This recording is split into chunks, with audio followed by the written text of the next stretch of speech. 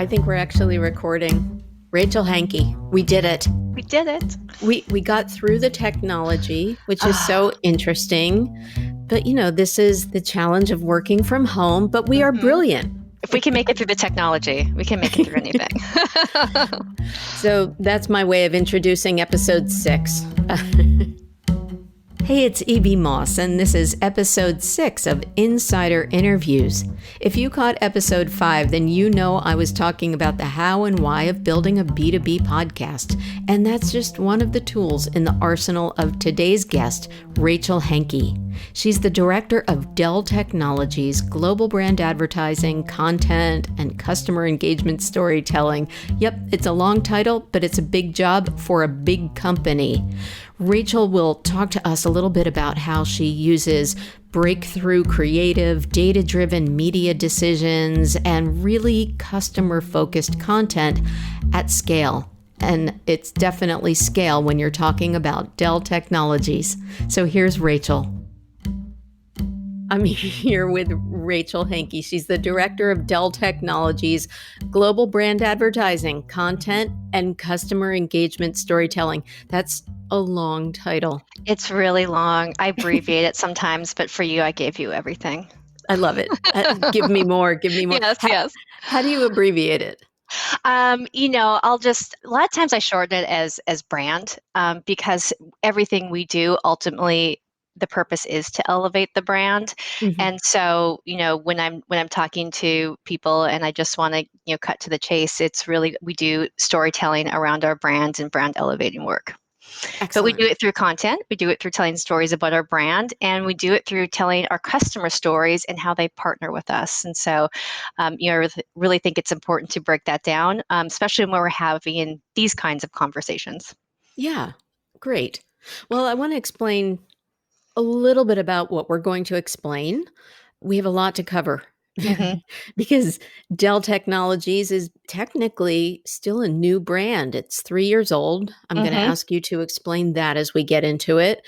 We're going to talk about some of that brand that you work on, the 3 divisions that you support of the overall company, what's happening with some of the content that you're creating. You're very cool advertising, I must say. And we'll just, give people the inside scoop, as I like to say. Sure. Sounds like fun. Well, Rachael Henke, as we said, we're just going to call her brand director, Dell Technologies. And you started on the ad agency side in Minneapolis, and then you headed over to Texas.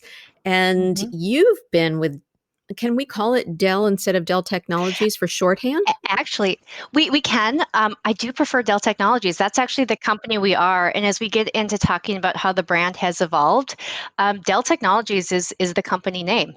So I actually prefer Dell Technologies, if you don't mind. As the leader of the brand campaign, I need to embrace how the direction of our company and where we're going. Perfect. So that helped educate all of us, but you've been with the company for a long time, right? Yep. So I've been at Dell Technologies, but we can be fair and say when I started it was Dell for over 10 years now. And I've had a variety of roles within marketing and have done everything from agency management to really focused small business campaigns, have supported executives. And now, throughout my career journey there, have now are leading the corporate brand campaign efforts and content. And so it's been a great experience, and what a great brand and brand journey to live through, of going from what has primarily been a computer manufacturer to really starting to shift our company strategy to really look at that end-to-end essential technology partner. So let's talk about those 3 areas that now really comprise Dell Technologies. I'm going to start by just talking about who Dell Technologies is. And, Great. I've done a lot of, events where we've talked about, and a lot of times I start with a survey of the audience of who has heard of Dell. And, everyone raises their hand, everyone has heard of Dell. And then I ask who has heard of Dell Technologies, and, more and more hands stay up, which I'm really thrilled about. But what I use that to explain is that about 3.5 years ago, Dell and EMC merged. And when we merged, we really looked hard at our customers and what would make sense, as well as the vision of the company. And bringing those two brands together became Dell Technologies. And the vision of the company really is to become an end-to-end essential technology partner. And so we no longer hang our hats on being computers, although it is still a very critical part of our business. We really want to embrace that end-to-end, and where we really want to focus and gain traction is that area of that B2B space, and really showing how we are embracing and driving innovation in emerging technologies across areas like cloud, storage, AI, and people don't know that. And so with the merger came not only capabilities, but came a host of brands. So we have a very close partnership with VMware. That's part of Dell Technologies. We have Pivotal, which is now with VMware, really software-driven applications. So we have a lot more capabilities to talk about as a brand, and really making sure we get that out there in clear, relevant ways has been the brand challenge. So I often say I'm launching a new brand that has that has a reputation attached to it. Yeah, and it's just a little job because there's only 150,000 worldwide employees. Mm-hmm. And I think I actually, of course, did my homework. And in another podcast, you mentioned that the company works with virtually every, like 98% of Fortune 500 companies in We some do. way, shape, or form. Yeah, and the obvious foot in the door has been through our computers. Dell is one of the number one brands across the world in terms of having computers in businesses, but that has really opened the door to conversations about what else we can do, and really starting that end-to-end conversation. So not only through mergers, acquisitions, but also R&D, we've been able to really expand into that B2B technology space, and quite frankly, we want to make sure that we're known for both. And so part of that job as the brand is to make sure that we recognize where we've come from, but also really look at that tip of the iceberg of where we're going and where we see our future. And it's pretty exciting, especially with the investments that the company is making and the partnerships we have. I'm really excited about the future of what Dell Technologies can offer. I'm happy for you. Not only do you have Yeah. a job, but you're happy with your job. Yes, yes, So, it's great. Yeah, yeah. Well, yeah. and one of the things too and why I am so passionate about the Dell Technologies brand is I really believe in the direction that the company is going. They've really put investments where they said they would, Mhm. and so being able to talk about our brand vision and then watch it come to life from the business aspect as well has been really satisfying in believing in the messages that we're putting out, that we can live up to that. There's a lot that I think Dell has raised the bar on, and we can't not address the fact that we are here during a global pandemic, but things that affect your brand and what you communicate are things like Michael Dell donating $100 million Mm-hmm. to pro-social initiatives during COVID-19. So you have a big company, you have a good company to work with, Mm-hmm. and you're also a woman who has to know how to use hyperconverged infrastructure solutions in a sentence. Say that really fast 10 times, right? Let's start with that as we kind of go from treetops down to you. Mm-hmm. I would say, tell me about a day in your life, but I have to say, I probably have to ask you what you're involved in any given week because it's a lot. Well, I mean, and these days it's really changing too, because every day it's different. But a day in the life, that's a great question, because every day is different. So we have a lot of conversations about our brand. And quite frankly, our brand has changed so much within Mm, the past 5 years. And then as I've had this role for the past 4 years, every year we've made these like incremental leaps forward, and it's really been exciting. So we have a lot of conversations about what are the products that are going to launch, how is from a business standpoint, how are we selling what we need today in order to prepare ourselves and our customers for tomorrow. And so we do have a lot of conversations with the product leads about what they're developing and how that will turn into the vision of our company and where we're going. So we do have a lot of conversations around messaging and how we're connecting that messaging to where we're going, but also what we do today. We also talk to a lot of customers, and this is, I'd say, one of the more inspiring parts of the job too, is really getting to understand how our technology has been used with our customers to transform their businesses, and that just really generates a sense of pride, but also recognizing of how we can partner and transform those visions into reality. So in any given day, we're talking about messaging, the direction of the company, we're talking about customers, and we're also developing content to support all of that as well. I also like how you develop and use your creative specifically. So, from more of that, I guess, B2B plus B2C, you've been using Jeffrey Wright in your Mm-hmm. spots. I love Yeah. those spots. I Thank have you. to say. Yeah. Well, Yeah. yeah, because I'm a pretty literal person, Mm-hmm. and you literally will convey a business issue. So if you Mm-hmm. haven't seen the spots, there's one where you talk about how the business IT team can't get anywhere. And Mm-hmm. so Jeffrey Wright, the spokesperson, is literally going around Yep. in circles and Mm-hmm. upstairs, and it brings him back to the middle. Or I Yeah. happen to love the one, the cloud filled offices Yeah. from having too many clouds. Mm-hmm. So, how do you work with the solutions and the product marketing teams? How does the creative come about? Yeah. And so that just goes, so I'll just take a step back and just talk about our B2B brand campaign, the corporate brand campaign in itself. And we want to do two things. One is deliver our vision of where we're going as a company, which is that end-to-end essential technology company partner. So we want to make sure that we have communications out there that really talks about and really showcases that we are more than just computers, let's Mhm. say. But then we also want to deliver on that vision. And how we deliver on that vision is talking about some of our solutions. Like you mentioned, cloud, that's a big one for us. And unified workspace, another one. So those are the two spots you mentioned that are fairly recent.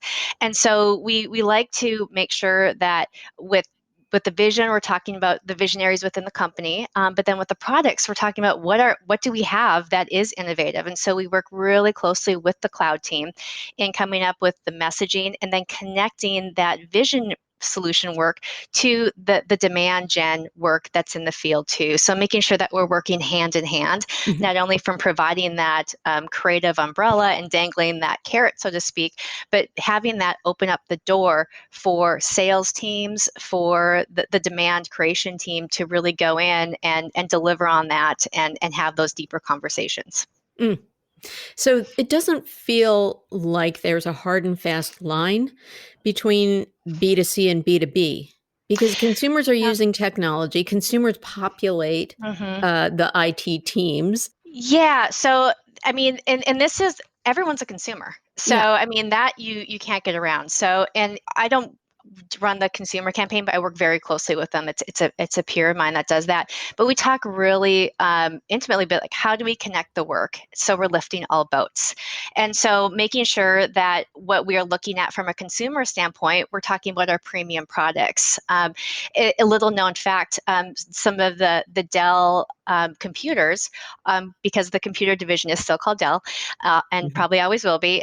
They've won more awards at CES than almost any other brand, and Oh. so we have some really innovative computer technology that is high end.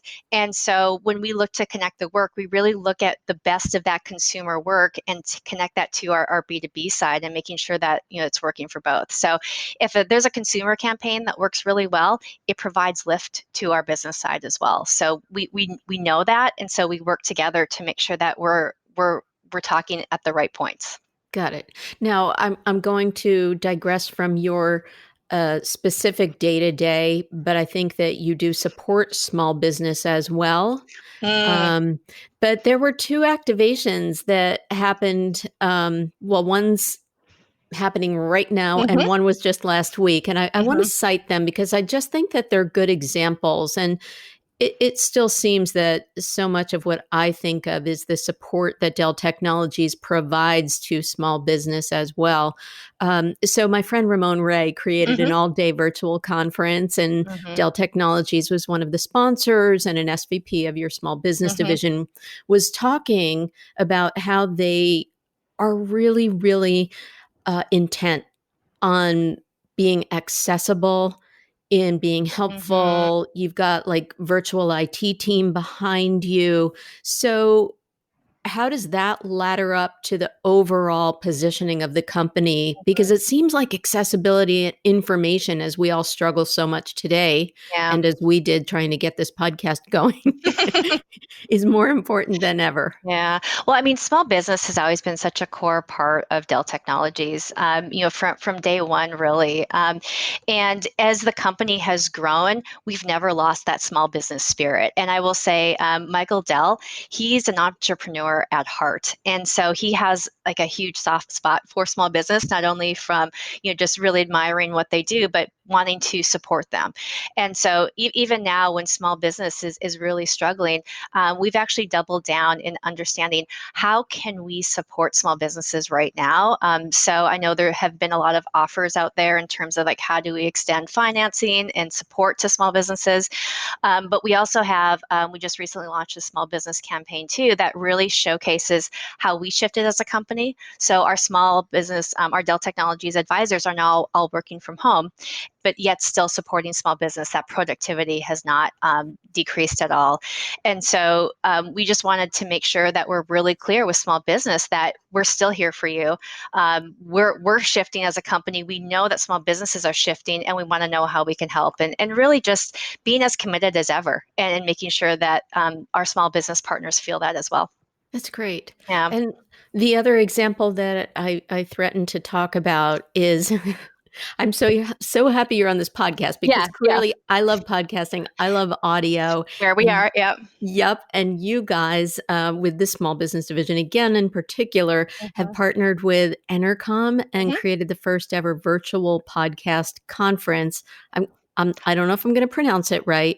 The Podference. A Podference. That's is a funny. Yes, It's a funny name, but but it makes sense. it's memorable. Yeah. So I think one of the things when you look at the podcast landscape, it's really confusing when you dive into it because it's like, where do you start? There's so much out there. And so what we really wanted to do was really have a sharp editing tool and say, hey, if we're going to get people together and talk about relevant themes, what are some of the podcasts and partners that we would recommend they dive into? And so what we did was we pulled together what we're calling a podference, but really it highlights thought leaders that are talking about the relevant topics for our customers. Mm, And I'd be remiss if I didn't do a shout out to Trailblazers with Walter Isaacson. absolutely. Walter Isaacson, love him. That's one of my teams. And so we've been running Trailblazers for the past, oh gosh, I think we're on season 4 now, but for the past few years, and it's really been successful. And it's a podcast really talking about disruption. And Walter Isaacson is the host. And so we just delve into different technology and different topics. And the one that we're highlighting in the Podference really is about jobs and job seeking. And so we thought that was relevant right now. But we're excited about this because we see a lot of opportunity in podcasts. But the other challenge of it is like, how do you cut through Mm. everyone who's doing a podcast right now? So we really want to make sure we're highlighting some really good thought leaders that can provide value to our customers. Yeah, it's great. And I think that with having you on this podcast next year at Podference 2, Right. insider interviews with EB Moss will Do it. be there. Okay. All right then. Uh-huh. But it's also, I like the way you explained it because it's Mhm. almost like these are the ones that have received almost like your version of the good housekeeping It's like the seal of stamp. approval. Got Yeah. it. Got it. Got it. That I mean, makes sense. there's a lot of good podcasts out there. I listen to podcasts too, and I'm always trying to figure out, what's the one I'm going to listen to next. And it's a little Hmm. overwhelming, especially when I just find something fast. And so this really helps edit that down. Yeah. Yeah. Um, I just want to mention Trailblazers again because I think the Hmm. episode that is out now is interesting because it's about exercising Fitness. and but from Walter Isaacson's perspective, and of course, I happen to be reading Leonardo da Vinci right now, Oh, and he wrote the book on Steve Jobs, yes. whatever. Yes. Yep. We know. Yep. But it's more like the history of Hmm. exercise, and he talks about Jack LaLanne from the 50s and the Jane evolution of it. Fonda. So it's a whole other Yeah. perspective. Well, and that's what I love about Trailblazers is that it's like it's such a nerd lovers podcast in that it really does take the history of any given subject and give you a quick overview of it. And we often talk about when we're doing this podcast, we want people to have dinner party conversation when they're done listening to our podcast because because it's just like it makes you feel a little bit smarter and but it's also interesting and entertaining as well. Perfect. Yeah. Now, you've done, there's so much content on the Dell Technologies site. Hmm. Your head must be spinning, but there's really beautiful videos. I Hmm. liked the Auto Robots Oh, one. yeah. Great Yeah, company. Yep, Otto, it's based really out of cool. Canada. They're awesome. Yep. I want one of those because I don't have a furry friend. And then there's also webinars, and you've Mhm, done like executive to executive conversations. And so you're trying to humanize your executives as mhm. well on your site. There's so much content. I don't know how you keep on top of it or prioritize in your job, especially Yeah. now in a time when you have to, do that famous word pivot and be agile and Mhm. oh. Yeah, so content's interesting. So one of my favorite stories with content too is when we became Dell Technologies 3 years ago. We had one of these like moments of like, oh no, because we looked at our company. We had Dell content, we had EMC content, we had all this different, but we didn't have Dell Technologies content. And so, it like what an opportunity to start from scratch and create content for your brand. And so we did take that opportunity to really look at a content strategy and understand if we're going to build content for different personas, be it a CEO to an IT decision maker, how would we approach that? Especially now that we have this opportunity to start clean. And so we have a site called Perspectives where we do a lot of content that's just about emerging technology. But then we also pivot to talking about our customers and doing stories like Otto and Draper. There's a lot of great customer stories out there where we go in and we start to tell their stories, but how technology weaves into their business strategy. And so, really keeping up that quality and that consistency. So we partner a lot with our communications and PR, with our events teams, really to make sure that the content we're producing can be used and can scale. But we've realized that, these days people want to be able to find it quickly, tag it correctly, so they can really just start to like dive deep and go down the different rabbit holes that they want to go down, and we have something there. Mm.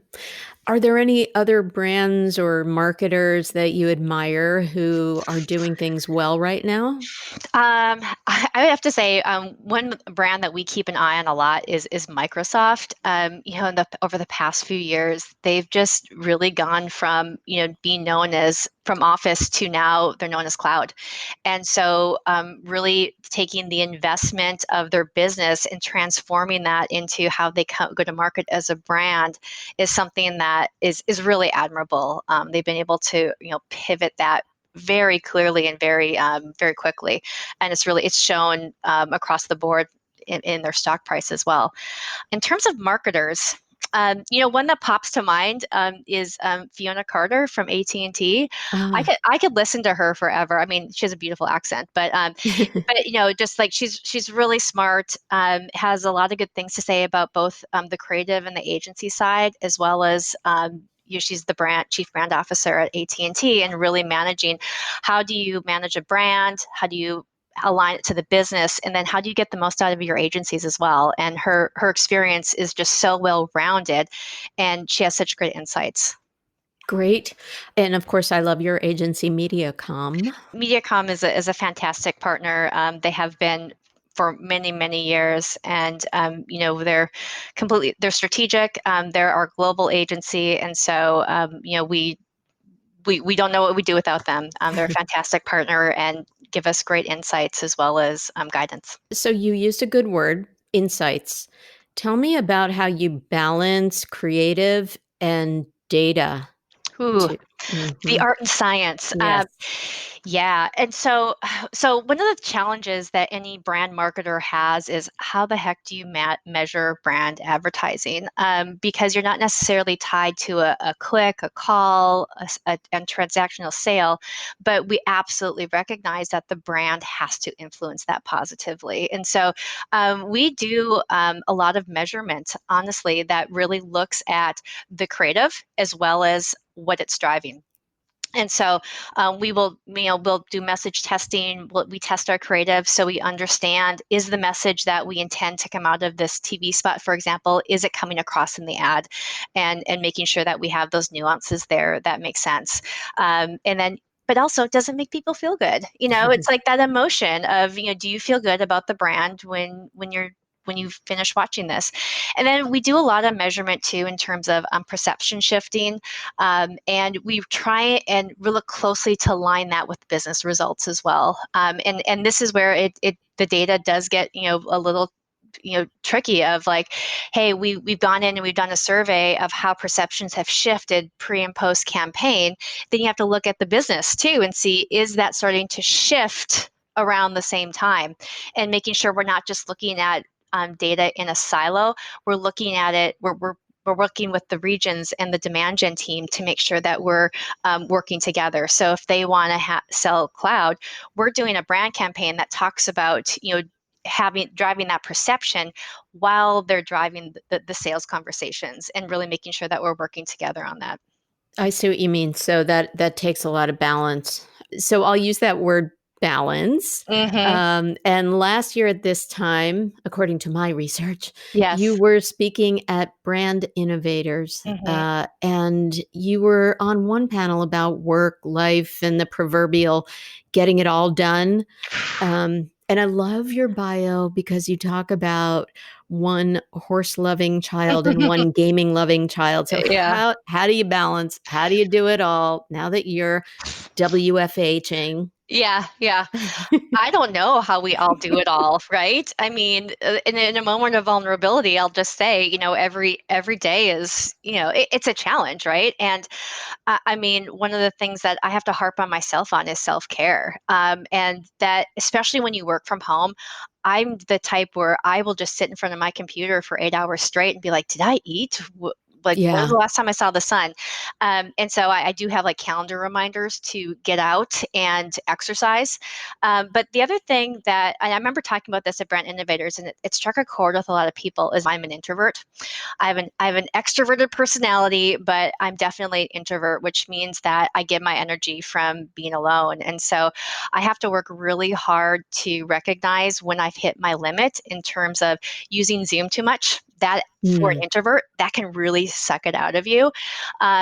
Like being in a meeting all day long, and making sure that I have those moments where I can go and retreat and think, and take a step back.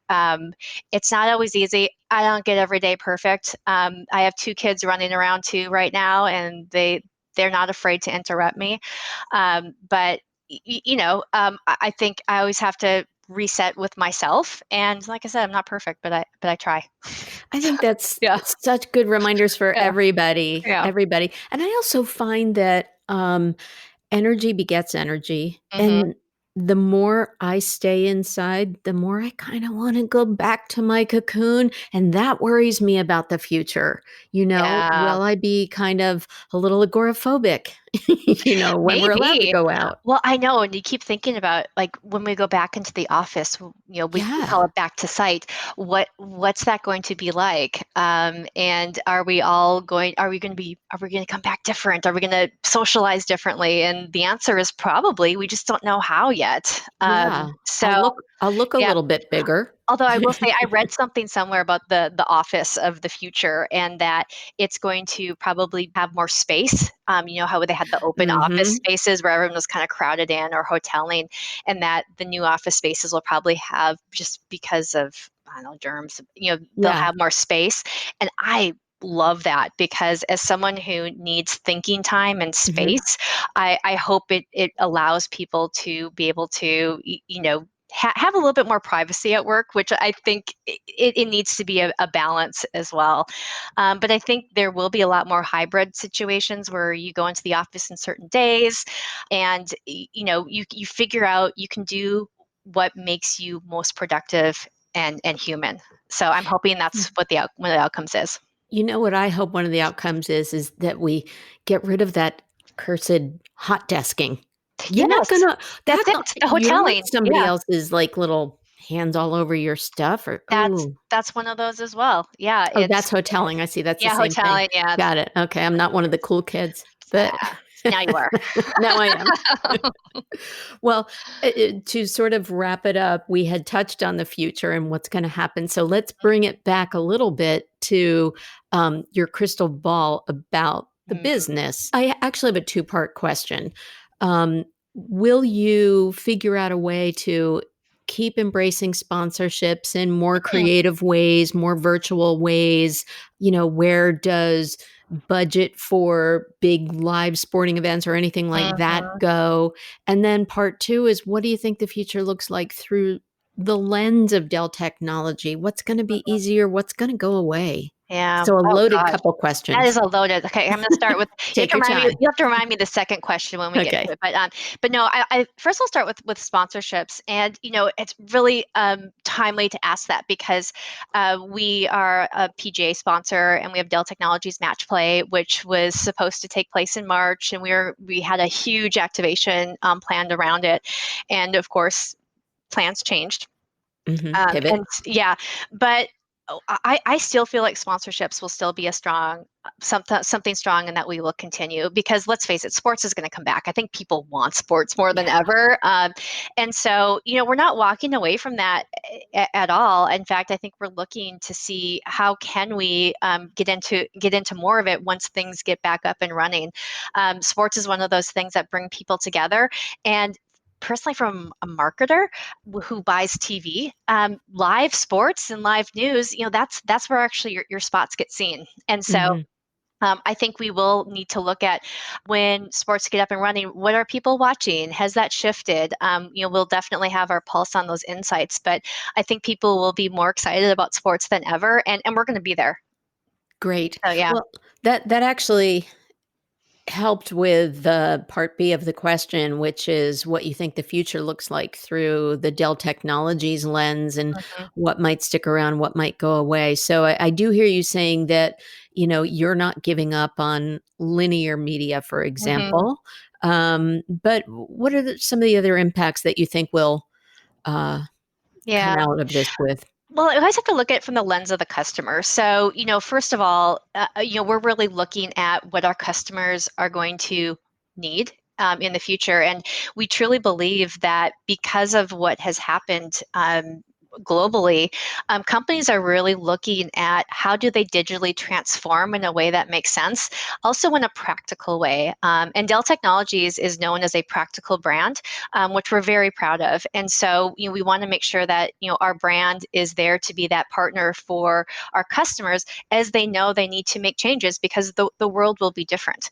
And so, I see it as a very positive experience, both for our brand and our customers. Now, I think the other part of the question is, how are we going to reach those customers? And we are looking at all different ways. We're looking at continuing with linear, but figuring out what are people still watching. I think CTV and on demand will absolutely be part of that mix as well, because I think people will still be cutting cords. We'll have been keeping our eye on that. But we also look at, when you say sponsorships, there's also partnerships that we like to own into as well. For example, we work closely with Business Insider, with Wall Street Journal, and really going deeper with them to understand, as a brand, how can we show up with a publisher partner and have conversations that our audience can connect to. So we're exploring different ways of how we do partners in a strategic way that adds value and allows us to tell our story about our capabilities as well. Beautiful. Is there anything else you'd like to add? We covered a lot in a fast 35 minutes. Yeah, we did. I mean, I think the only other thing that I'm really proud of Dell Technologies, especially during these times, is how we're responding to everything going on, and it's really by action and making sure. I think a lot of brands too. You want to come out and you want to be there for your customers, but as you mentioned earlier, Michael Dell made a huge donation. The company, we've really stepped up and have done a lot of actions for our customers. And as marketers, we want to make sure that our actions speak louder than our words. And as a company, I'm really proud of how we've approached that. I'm proud of you too. It sounds Yeah. like I'm your mother or something like that, but I'll take it. That's great. yeah, because you Yeah. have been everywhere. I cited a couple of things that touched me personally and directly, and that's just a drop in the bucket of what you've been working on. Yeah. So I think it's great, and I love a brand who gives back too. Mhm. Rachel Henke, thank you so much for Thank you. This joining was me on fun. Yeah. Insider Interviews. Remember, next year, this will be on the Podference. Conference. I hope you got some good inside scoop from this podcast. There's a lot more where this one came from. So please rate, review, and subscribe wherever you download your podcasts: Apple, Stitcher, TuneIn, Google Podcasts. You know the drill. I also want to thank Eric Klein for his excellent editing and my friend John Clayton for the fantastic theme music for Insider Interviews with E.B. Moss.